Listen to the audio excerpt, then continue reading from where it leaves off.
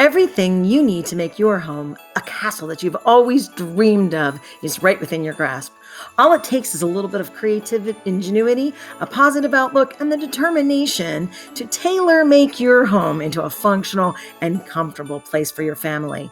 On the Suburban Chateau, we will discover all kinds of crafts, gift making ideas, decorating tips, gardening suggestions for you to try to implement in your little corner of the world. Join us on the Suburban Chateau.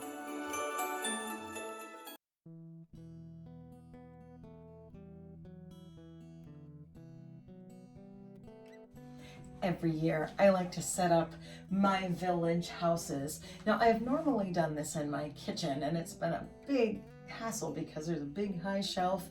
And this year I just decided to try something a little different. This shelf is new to my dining room, and I like to use it for a lot of my vlogs in the background.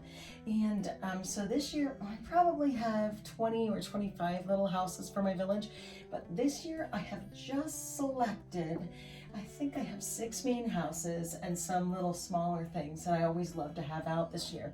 So one of my favorites is the Crosby house. This is a Department 56, and it really reminds me of my grandma's house back in Punxsutawney. And I also have, I was so excited last Christmas to get on the after Christmas sale, the Mercantile, Reed Drummond's Mercantile building. I thought that was pretty cool from the I'm a Big Pioneer Woman fan.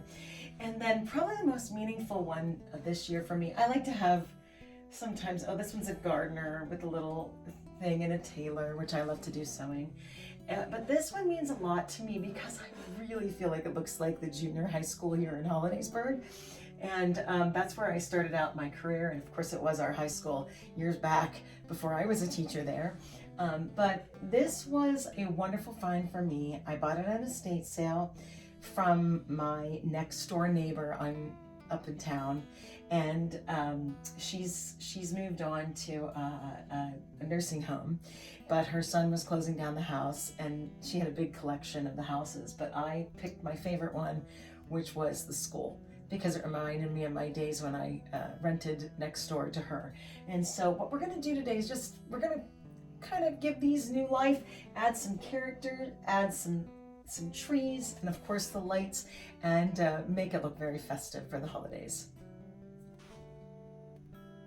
Now, as you can see, I've added the first step to bringing this little village to life, and that is just putting some lighting in each one of the little houses, the little gazebo, the covered bridge, trying to light everything up.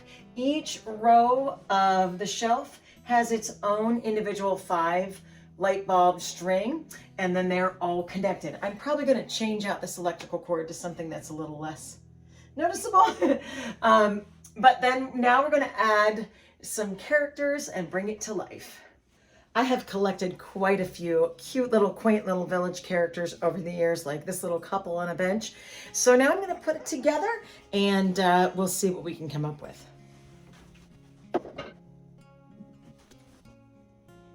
I especially like, I have these 2 little instrument players that we're going to put those guys right there in the gazebo. They fit right in. We'll make sure the guitar player fits in. And they're providing all the music for the downtown. I think they look.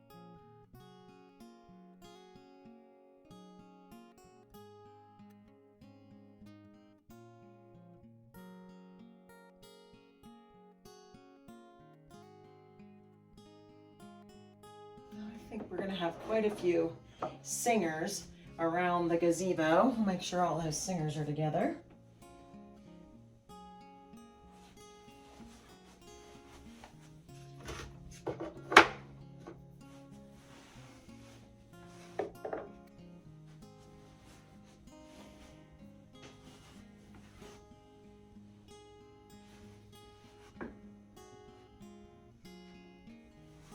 So we'll get a close-up here of all our individual houses.